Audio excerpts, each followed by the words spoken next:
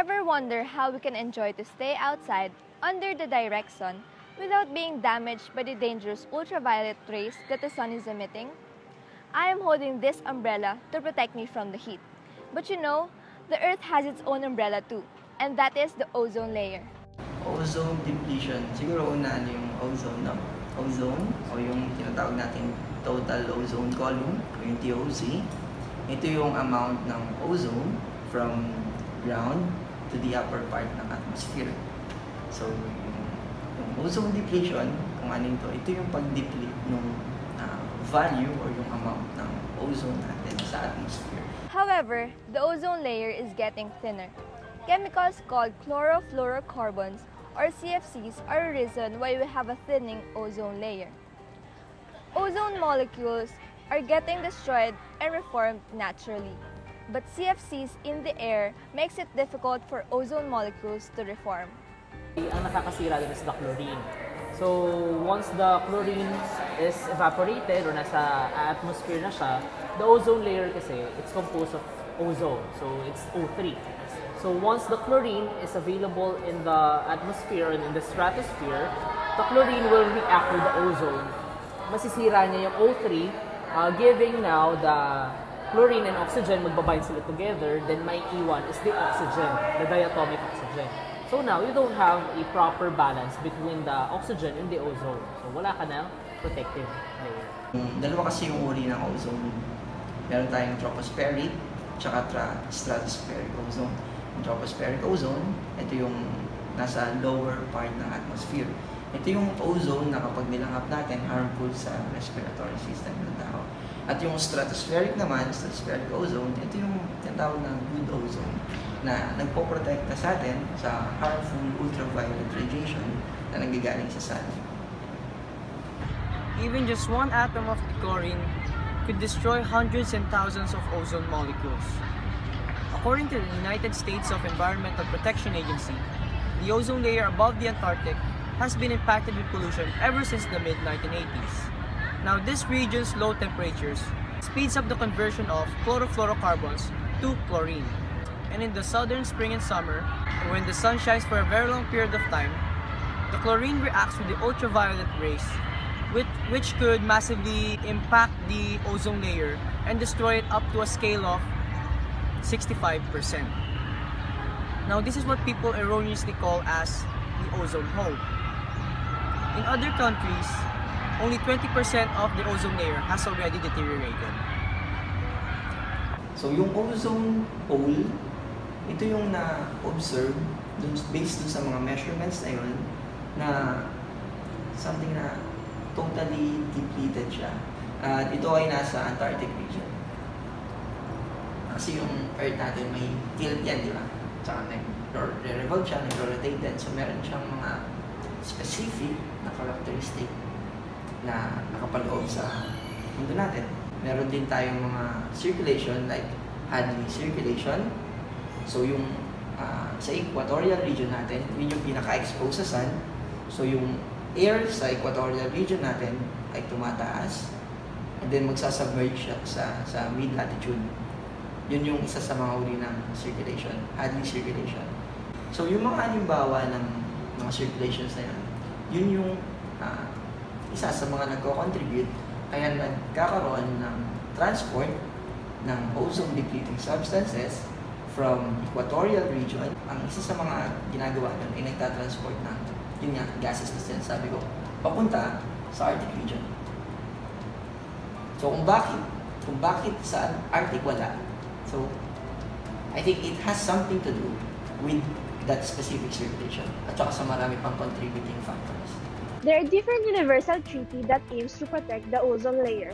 However, Montreal Protocol, which is finalized in 1987, is arguably the most successful international treaty to date. It is a global agreement to protect the stratospheric ozone layer by phasing out the production and consumption of ozone-depleting substances. Okay, so Montreal Protocol, so it's actually a group of countries. They signed this agreement na they will ban the use of the CFCs sa mga aerosol. Pero still, they're using the CFCs previously sa mga refrigerant. So it's actually parang dahan-dahan na pag-phase out ng mga nagkukos or nakakasira sa ozone layer. Chlorofluorocarbons and halogens last for a very long time, about the average of 100 years. Plans and agreements were made to phase out these two.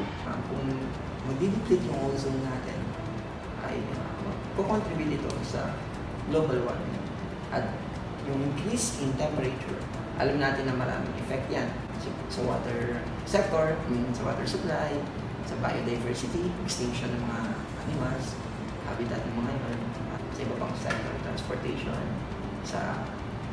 and others, agriculture. So may effect ito. The UV is actually penetrating. Plus, it will also contribute para mas mabilis mag-melt ng ice caps. So, since the polar winds is affected, mas napapabilis lalo yung depletion. Is there a way to augment the ozone? Actually, natanong yan dati nung na-discover nila yung CFC. Kaya nagkaroon ng Montreal Protocol. So, nalaman nila na, grabe yung effect ng ganitong substance, yung ganitong chemical compound sa ozone natin. And after ganitong years, pwedeng ganito na yung may experience natin. Kaya gumawa sila ng protocol na yun, yung Montreal Protocol. At kasama din tayo ng Philippines doon na nag-contribute. At sinasabi sa mga recent studies na yung ozone daw, pati yung ozone hole ay recovery. So, maaari na yung mga actions na ginawa natin ay ngayon na nakikita yung effect. So, pero hindi natin din masabi kung if we can return to original state pero ang alam natin ngayon ay yung global warming ay patuloy na nangyayari. So guys, we're here right now at the University of Santo Tomas to try and interview some students. And we're here to gather the knowledge and perception regarding the depletion of our ozone layer. So, good afternoon everyone. Now I'm here with my classmate, Rafaela Celorico. So, Rafi, thank you talaga sa pag-agree mag-interview kasama ako. Dapat nag-agree talaga ako. So, for my first question regarding the ozone layer, do you know the cause of why our ozone layer is depleting?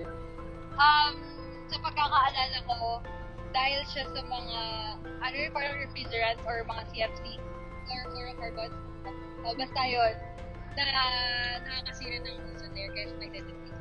Okay, and for the last question po, Miss Rafaela Celorico, since alam niyo po kung ano yung causes, what can you do to help as a student in preserving our ozone layer po?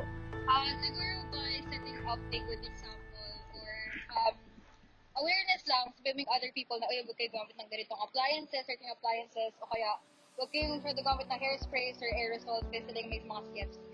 Yun lang naman. So yun lang po, maraming salamat po, Miss Rafaela Celorico. Shake hands naman tayo dyan. So good morning guys, we're here right now at the Pita Asturias and I'm here to interview one of my favorite classmates, Carl Canasa. So Mr. Carl Canasa, thank you for agreeing to interview with us. Thank you, Ryan. So for the first question po, we would just like to ask, are you aware about the ozone layer depletion? Well, aware naman ako since this past few years, talagang binibigyan rin naman siya ng emphasis. Although, meron din ako nakikita mga recent studies na parang medyo bumabalik na rin siya, di ba? Pero hindi rin naman talaga natin pwedeng itanggi na meron talagang ozone layer depletion. Tama naman si Mr. Canasa. And last question po, Mr. Carl, what can you do as a student to help para ma-prevent yung pag-deplete ng ozone layer natin? Well, as a student, feeling ko, pwede sigurong mag-raise pa ng more awareness tsaka proper understanding kung paano ba talaga nag-work yung ozone layer natin. So, syempre, aware naman tayo about sa ozone layer depletion. Pero, minsan, hindi tipong general knowledge kung paano natin i-combat yun. So, siguro, pwede tayo mag-raise ng awareness as students kung ano yung proper information na pwede natin gamitin para maayos natin yung ozone layer natin. What a very nice answer from our very own Mr. Carl Canasa. Yun lang po, thank you po for today. So, hello po ulit. Nandito naman po tayo para interviewin po ang ating kaibigan na si Kim Tolentino from 12HAA. So, Mr. Kim Tolentino, maraming salamat po sa pag-agree na mag-interview sa amin. And for the first question po, are you aware regarding the ozone layer depletion po? To be honest, I'm not. Wala akong masyadong alam sa So, since hindi po kayo aware, what can you do to expand your knowledge regarding the said issue?